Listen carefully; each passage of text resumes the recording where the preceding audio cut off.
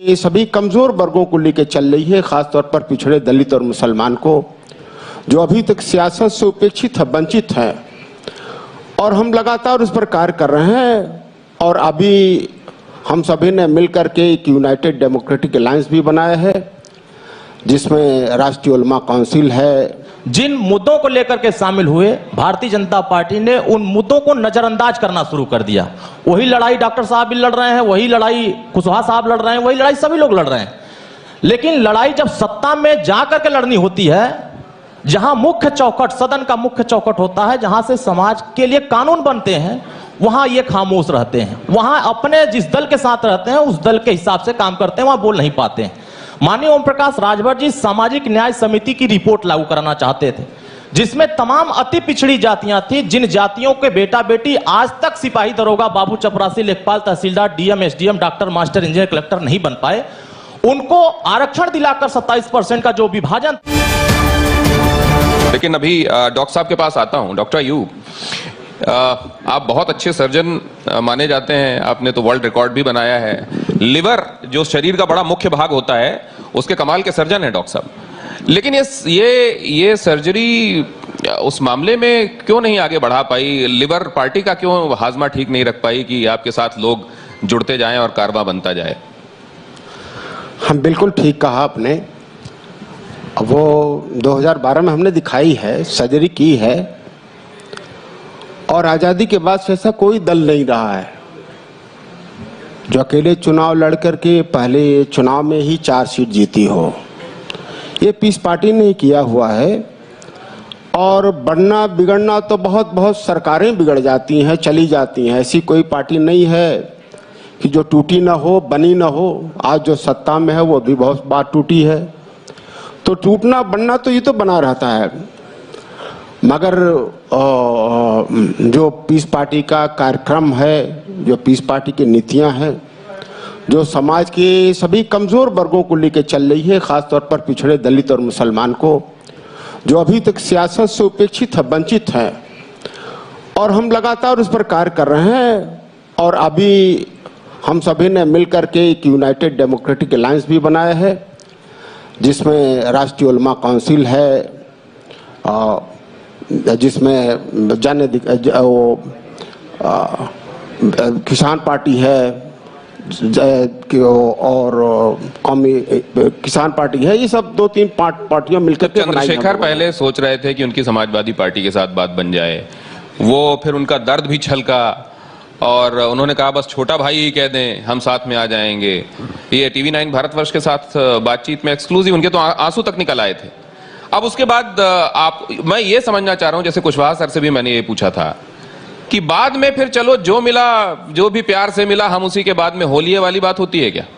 नहीं, बिल्कुल ये बात तो मैं समझता हूं कि ये 50% सही भी हो सकती है, मगर मैं इसको मानता हूं कि अगर ये तो सबकी कोशिश होती है कि उसकी विनेबिलिटी रहे, जीतने की उसकी समीकरण बने, और उसके लिए सभी दल ये कोशिश करते हैं। छोटे ही दल नहीं बल्कि बड़े दल जो सत्ता में हैं, वो भी अपनी वोट बढ़ाने के लिए, सत्ता हासिल करने के लिए, अपने जो प्रत्याशी हैं उन्हें जिताने के लिए तरह तरह के प्रयोग करते हैं। तो चंद्रशेखर जी, उनका एक बहुत बड़ा ग्रुप है पिछड़े दलितों का, उसके साथ वो परिवर्तन मोर्चा उन्होंने बनाई। इस मामले में यूनाइटेड डेमोक्रेटिक अलायंस मिलकर के एक संयुक्त परिवर्तन मोर्चा बना है, और मुझे लगता है कि ये एक मजबूत विकल्प देने की कोशिश करेगा। और जो समाज के जो छोटे और जो दल हैं, जो गठबंधन बने हैं जी, हमारी तो कोशिश रहेगी कि उनसे भी कुछ समन्वय हो जाए। तो और इसके बारे में मैंने बाबू सिंह कुशवाहा से मुलाकात भी की, और हम चाहते यही है कि ठीक है, जहां हम लोग जीत सकते हैं हम एक दूसरे का सहयोग करें। सभी सीटों पर न ये जीतने जा रहे हैं, न हम जीतने जा रहे हैं, न कोई जीतने जा रहा है। मगर मैं समझता हूं कि अगर हम सभी लोग जो समाज की बात करते हैं, जो शोषित, पीड़ित, उपेक्षित समाज की बात करते हैं, अगर हम सभी लोग उसके लिए बिल्कुल सीरियस हैं, तो हम एक दूसरे को भी सहयोग करना चाहिए। हो सकता है कि हम सभी का गठबंधन अलग अलग हो, पर हम लोगों को सहयोग करके उस समाज के हित में काम करना चाहिए, सिर्फ अपने हित में काम करने के बजाय। और पीस पार्टी लगातार ये कोशिश कर रही है। लेकिन एक दूसरा मुद्दा सबसे बड़ा, एक दूसरा मुद्दा मैं आ रहा हूं आपके पास, दोबारा आऊंगा ना, ये दूसरा मुद्दा आपके पास दोबारा आऊंगा तो डिस्कस करूंगा। लेकिन देखिए, इसमें भारतीय समाज पार्टी सुहेल देव, इसने एक लाइन अपनी तरफ से बड़ी खींची है और उसकी बात, इस बात में दम भी लगता है कि उसने सत्ता में रहते हुए जब उसके इर्द गिर्द चीजें थीं तब उसने सैक्रिफाइस किया अपनी फ्रेटर्निटी के लिए, क्योंकि उसको ये लग रहा था कि जिन चीजों या जिन उसूलों के लिए वो साथ में है वो पूरे नहीं हो रहे हैं। क्या ओपी राजभर साहब, उनके बेटे अरुण राजभर हमारे साथ यहां मौजूद हैं, अरुण राजभर इस मामले में क्या बाकी पार्टियों से जो बिरादरी की सियासत कर रहे हैं उनसे अलग हैं क्या? ये एक बात है जो आपको अलग करती है? देखिए, जिस तरीके से आपने सवाल किया है, अगर हम अलग नहीं होते तो उत्तर प्रदेश में हम अलग दिखते भी नहीं। और उत्तर प्रदेश की जनता जिस उम्मीद के साथ लीडर चुन करके सदन में भेजती है, वो लीडर अपने समाज के लिए क्या कर रहा है वो समाज जानना चाहता है। माननीय ओम प्रकाश राजभर जी 2017 में सरकार में शामिल हुए, जिन मुद्दों को लेकर के शामिल हुए, भारतीय जनता पार्टी ने उन मुद्दों को नजरअंदाज करना शुरू कर दिया। वही लड़ाई डॉक्टर साहब भी लड़ रहे हैं, वही लड़ाई कुशवाहा साहब लड़ रहे हैं, वही लड़ाई सभी लोग लड़ रहे हैं। लेकिन लड़ाई जब सत्ता में जाकर के लड़नी होती है, जहां मुख्य चौखट, सदन का मुख्य चौखट होता है, जहां से समाज के लिए कानून बनते हैं, वहां ये खामोश रहते हैं। वहां अपने जिस दल के साथ रहते हैं उस दल के हिसाब से काम करते हैं, वहां बोल नहीं पाते हैं। माननीय ओम प्रकाश राजभर जी सामाजिक न्याय समिति की रिपोर्ट लागू कराना चाहते थे, जिसमें तमाम अति पिछड़ी जातियां थी, जिन जातियों के बेटा बेटी आज तक सिपाही, दरोगा, बाबू, चपरासी, लेखपाल, तहसीलदार, DM, SDM, doctor, master, engineer, collector नहीं बन पाए, उनको आरक्षण दिलाकर 27% का जो विभाजन था, पिछड़ा, अति पिछड़ा, सर्वाधिक पिछड़ा, 7%, 11% और 9%, ताकि जो पुलिस की भर्ती निकल रही थी, लेखपाल की भर्ती निकल रही थी, वीडियो की भर्ती निकल रही थी, उसमें उनके समाज को भागीदार, उनको हिस्सेदारी मिल सके।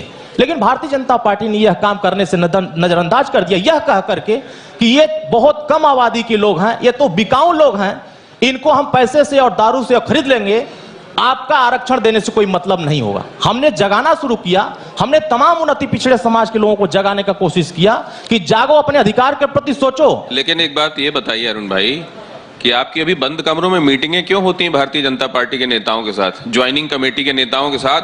हर तीसरे चौथे दिन आप लोग बंद कमरे में 2-2 घंटे बात करते हैं। देखिए, जो लोग टिकट के दावेदार होते हैं, जिनको टिकट कहीं से नहीं मिलता है, वो हमारे पास आता है अपना जुगाड़ सेट करने के लिए। तो जो जुगाड़ी लोग हैं वो हमारे यहाँ आते हैं, हम बात करते हैं। ऐसा नहीं है कि हम उनको टिकट दे रहे हैं, लेकिन जरूरत पड़ेगी, आवश्यकता महसूस होगी कि नहीं इनको लड़ाना चाहिए तो पार्टी लड़ाएगी। लेकिन सवाल इस बात का है कि जो उत्तर प्रदेश की जनता चाहती है, आज जनता, मैं उन जिन लोगों को टिकट नहीं मिल रहा है उनकी बात नहीं कर रहा हूं कि वो आपके पास आते हैं। दयाशंकर जी के साथ मुलाकातें, 2-2 घंटे की मुलाकातें, ओपी राजभर साहब की अभी 9 जनवरी को लेटेस्ट मुलाकात हुई है। अब उसके बाद हुई हो जो सार्वजनिक नहीं हुई है तो पता नहीं मुझे। ये मुलाकातें होती हैं तो क्या बात होती है? अभी देखिए, संबंध एक पारिवारिक संबंध भी होते हैं, एक राजनीतिक संबंध होते हैं। हम लोगों के बहुत पुराने रिश्ते हैं, जिसका भेद मीडिया को नहीं मालूम। नहीं, यही तो बात है। अगर मीडिया इस बात को जान जाती तो फिर हमें यहां बैठने की जरूरत ही नहीं पड़ती। इसीलिए माननीय दयाशंकर सिंह जी हमारे बलिया के रहने वाले और बहुत पुराने हमारे संबंध हैं। आज देख रहे हैं कि जो कल तक भारतीय जनता पार्टी नारा देती थी कि बेटी बचाओ बेटी पढ़ाओ, आज अच्छा, परिवार कल्याण मंत्री महिला, आज वही सुरक्षित नहीं है। अरुण भाई, एक बात बताइए, महिलाओं को क्या सुरक्षा देते? आज आप हमारे साथ यहाँ बैठे हैं और आप यहाँ इसीलिए बैठे हैं क्योंकि बहुत सारी बातें मीडिया नहीं जानती, तो आप यहाँ बैठ के बता रहे हैं। आज क्या आप ये गारंटी देते हैं कि आप जिनके साथ आज गठबंधन में हैं, आप उनके साथ गठबंधन में रहेंगे? ये जो कमरे में मीटिंगें हो रही हैं, ये सिर्फ पारिवारिक मीटिंगें हो रही हैं। चुनाव के बाद के समीकरणों में अगर आपको उधर जाने की जरूरत पड़ी वापस, तो आप जाएंगे नहीं, ये गारंटी देते हैं? देखिए, हमारे राष्ट्रीय अध्यक्ष माननीय ओम प्रकाश राजभर जी बहुत